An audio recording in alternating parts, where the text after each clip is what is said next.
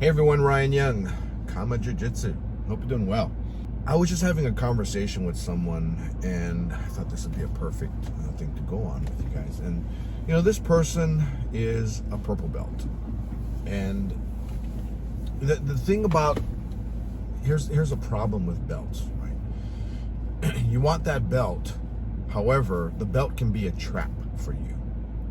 You know, one of the things that happened with me was that when I had gotten my black belt, it was 2012, I guess, so was I 44-ish? And I was still physically strong. I was still good, right? I wasn't broken down as much as I am now 10 years later.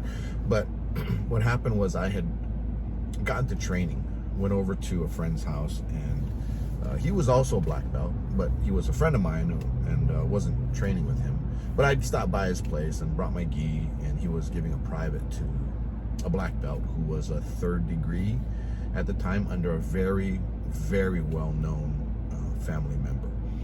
So he's giving a private to him, and at the end of the private asked me, "Hey Ryan, can you train with him?" I'm like, "Yeah, sure." You know, and that was Saturday, and I had gotten my black belt the Tuesday of that week. So it was sometime, I want to say, in March of 2012. So I said, "Yeah, sure," you know. And I trained with this guy, and he was a little taller than me and about my weight. So he was about maybe 5'6", 5'7", and then weighed about $150 or so. I was about $145 then. And I just remember training with him, and I'm thinking, man, this isn't that bad. You know, I expected different from him, you know, being a black belt and all, 3rd degree black belt. And he wasn't older than me. He was my age, or maybe even a little bit younger than me. And I was expecting to be climbing all over me, but he wasn't, right? And he set things up. I saw everything coming, and I was able to kind of go through things and pass his guard. And we didn't go to a submission, but it was one of those where, you know, I'd asked Master Dave once. He trained with a family member one time, probably about maybe 8 years ago. And I asked him, I go, "How was this family member?" He says, "He's good." He goes, you know, really good, strong, tight game, right? And I said, "What happened? Did you catch him?" He says, "No." I go, "Did he catch you?" He says, "No." And I said, I go, "Well, could he have caught you?" He says, "No." Right? And you can kind of tell, right, when somebody is good enough, you know, when they're better than you. And you know, I had that same feeling when I'm training with this guy, right? And you know, you know, we didn't go to somebody tapped, but you know, I didn't really think he could get me. He didn't have anything what he was setting up, and he was, you know, he was going, you know, pretty decently. You know, he was going hard. I'm not bragging or anything. I'm just saying what I've seen, right, and what I was able to see. So I talked to Dave about it that following week or something when I saw him, and I told him how surprised I was, because this was a 3rd degree black belt, and I had just gotten my black belt. And he says, you know, he says, one of the things about the belt is that, you know, he told me, I had your black belt in my bag for a year now. I said, "You did?" He goes, "Yeah." And I go, he goes, "But I wanted to make sure that technically you were a degree into the black belt before I actually gave you your black belt." And I said, "Okay." I said, "Then, you know, if you don't mind my asking, you know, what's the rationale there?" He says, "I want you to be comfortable in your belt the day you get your belt. I don't want you to get the belt and then now you're bait.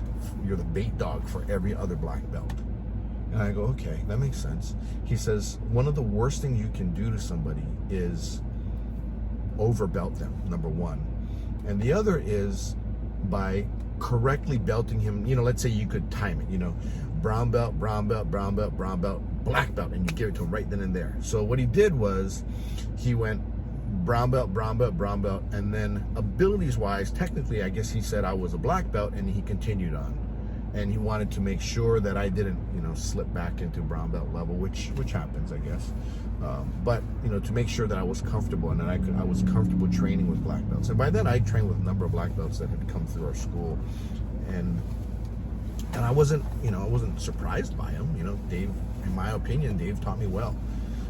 So, and I did well. But in this case, I was actually surprised because he was 3rd degree black belt, which meant he was a black belt for a long time. And the fact that I wasn't surprised, I actually was very thankful for that.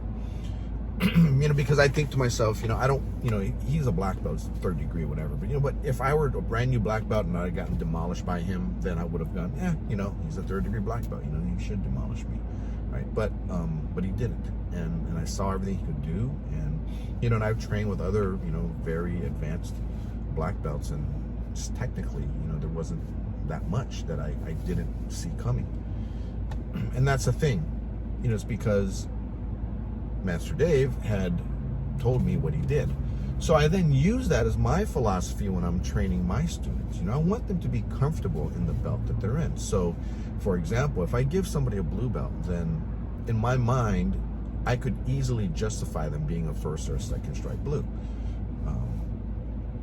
At the same time, if somebody's a white belt and they go through the criteria, and I kind of think about giving them the blue belt for a bit. I watch them a little bit more before I actually give them the blue belt.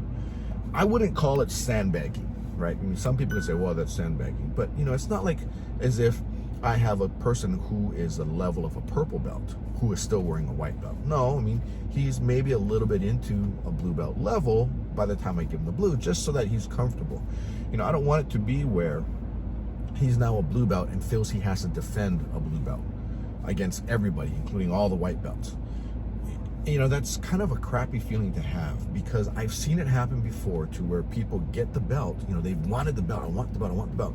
They finally get the belt, they're so happy, and then they come across a guy who's one belt lower than them, with the belt they just had, and they get demolished.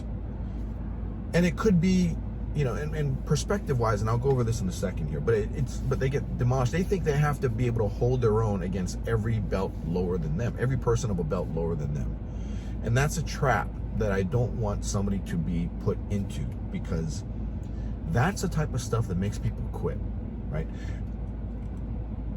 I had this one guy who came in wearing a brown belt, and he had trained with Dave years ago, and then went off to another school, a big school, and went off, I think he was a white or blue belt. I don't think Dave gave him a blue belt, it was a white belt.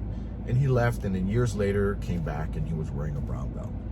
And I met him at the studio. I was there cleaning up, and he says, I used to train at Dave's. I'm like, oh, okay, good. And I said, what belt are you? And he says, I'm a brown belt. He goes, I just got my brown. I took silver in pans, and my instructor gave me the brown belt. I'm like, oh, okay, it must be good then. And when he was taking the class, he joined for a month. He was taking the class, and Dave and I are just kind of looking at each other like, it was almost like it was so wrong that what he did, that we were kind of puzzled, right? When he was training with a partner, a common jiu-jitsu student, a purple belt at the time, and we're wondering, looking at each other like, is he messing around, or is he really doing that, right? So we just kind of shrugged it off, like, yeah, whatever. And then when we got to doing our sparring, we talk about our positional drilling, right? We drill hard, the position we just taught, and he didn't really have a clue. But I thought to myself, nah, he's just messing with him, because the guy's a purple belt, he's a brown belt. But when it came time for him to rotate through the other members, and he went with a private student of mine who was a white belt, and he had just gone through what we call the red ladder. So he wasn't even, I haven't started teaching him offense yet. This guy was doing privates with me for about maybe 4 or 5 months by that time, in my garage, once a week. He hadn't done, this was one of the early group classes he came. Once he got through the red ladder, then I invited him to come to the group classes at the academy. And that's when he started, probably, at the academy, about maybe a week prior to that. And he's sparring with this brown belt, and I say, okay, he couldn't get out of cross side one. And then later on, I'm looking around watching some other students, and I hear tap, tap, tap. And I look, and I see the two of them stop. And then I look at my student, and I go, what did he catch you in? He says, oh no, I got him. And then the guy goes, yeah, he caught me. And I go, what did he catch you with? And it was a Kimura from cross-side. And I'm looking at my student, I go, I didn't even teach her that. He says, yeah, well, I've seen other guys do it, so I just thought I'd try it. Which meant that he did it with very little technical proficiency. He just slapped it on there. Didn't really know what he was doing, but the other guy, who was a brown belt, got caught in it, and it was like a surprise to him, right? And I don't get it. I mean, there wasn't a size difference between them. They were about the same size. My guy was older than he was, so I don't know. It was kind of weird. So And by the way, this guy's now, a couple years later, he's wearing a black belt. But the thing is, I guess he doesn't really care. And that's probably the right attitude to have, right? When I was a purple belt and I was at Kenny Gabrielson school, I got my purple belt from Hickson, a couple stripes as well. And I moved over to Kenny Gabrielson school, and all I did was I wanted to train with his biggest guys. His average guy was like 200, 230, between in that range. I was the average guy there, and here I was 145. And I was the second smallest guy there, and I just wanted to train with all those guys. Because in my mind, I got to prove myself to them, right? So I had that, in today, I tell students that's really not the right thinking to have, right? Because, most of our students are professional types. They're not young. They're not in their 20s. And at that time when I was at Kenny's, I was probably about 30, 28 to 30. And so I would just go after people. If I lose, I lose. But more often than not, I won. But that's just kind of the way I thought, right? That was like the old school thinking, where you just would test yourself in that way, and you didn't care who you went up against. And I would look for the big guys. I just wanted to go against them. But so this conversation I had with this purple belt, much weaker than the opponents that were maybe blue belt. And this person is frustrated because the person is not beating these blue belts. And I said, look, these blue belts are bigger and stronger than you. They're more athletic. Well, I don't care. I'm a purple belt. I should beat them. No, well, you've got 10, sometimes 20 years on them. You have to get that thinking out of your head, right? You have to just think of yourself as far as your proficiency, and realize, remember, I mentioned this a couple times. I did a video on it a while back. It's the secret formula of jiu-jitsu, right? Your physicality plus your technicality equals your overall game. And you may have high technicality, but your opponent maybe has some technicality, but much more physicality. The equation just doesn't add up. They'll beat you every time because they just have more. It's unfortunate, but that's kind of it. The jiu-jitsu is the T, but if you're going for belts, as Hickson once told us, because when we're talking about our fundamentals program, our fundamentals only program, it's just teaching and learning. That's it. There's no sparring in that class, just teaching and learning. It was originally geared for women and people who just are, men who are just smaller or just really don't want to, get hurt. They don't want to fight, right? And Hickson would tell us belts are for fighters, right? People who fight in class, who go through the grind. If you want the belt, you have to go through the grind. But it's about the equation. At the same time, though, I tell people, my students now, who are all professionals mostly, don't expect to have a high G if your P is low. Your physicality is low. Don't expect to have a high overall equation. The belt is symbolized by the equation. It's the technicality is very important, but if you don't have sufficient physicality to have an overall game at a certain level, it's very hard, right?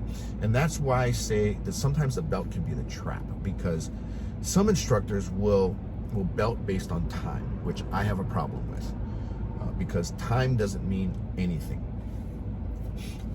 However, some will belt based purely on technicality, but no physicality. And that's where you have, say, the seniors, right? And Dave's done a video on this, right? You have a senior who maybe can learn the techniques, but cannot implement them because they cannot move anymore. Their body doesn't move that well to implement, or they don't have enough strength to be able to hold, something, right? That any average person can do, but a senior citizen who's starting to learn jiu-jitsu is going to have a hard time doing that, right? The belt symbolizes the fight in jiu-jitsu. Not that you need to do Gracie challenges and all that, but you should be able to do them as well, right? Should the desire or the need arise, because that's what jiu-jitsu is. Jiu-jitsu is not a sport; it's self-defense. Now you can tone it down for sport, but don't train in it as sport. At least that's our philosophy. So as far as your belt, you need to find a way to get yourself to get out of that trap of saying, I am a blue belt, I need to beat all the white belts now. That just puts too much pressure on you. if you have that mentality where you have to beat every white belt, you're going to come across white belts that are good that you cannot beat, and then that's going to bring you down if you're not thinking correctly, because you're going to tell yourself, what the hell am I wearing this blue belt for, right? I've had people complain, you know, they lose to somebody, maybe they're a purple belt, and they lose to a blue belt, and they say, damn it, you know, why the hell am I wearing this purple belt? I'm not a purple belt. I just want to throw this thing away. Have you thought that before? I can't say I have, because I don't think like that. But at the same time, my thinking is, well, you know, I was purple belt, and if I got beat by a blue belt, then I need to figure out what I did wrong to beat that blue belt. And say, well, you know, the guy's 230 pounds, Ryan, you're 145. I don't care. You know, I'm going to figure it out. And I would. You know, I'd figure it out. I know where I could not beat a big guy. You know, I can't beat him underneath him, you know, unless it's guard. You know, and then I'd typically have to beat him from guard, because I'd be stuck in guard. So my guard got pretty good.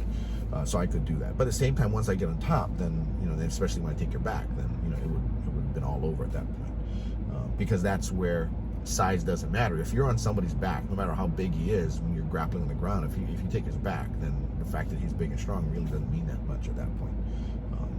You know, whereas if you're mounted on him, yeah, it could mean a lot. He could just bench press you off, right?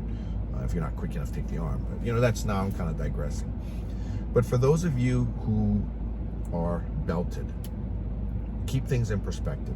Remember the secret formula of Jiu-Jitsu, and realize that sometimes you just have to accept that your game, your overall game equation, may not add up to what somebody else's equation does, even though they're technically inferior to you.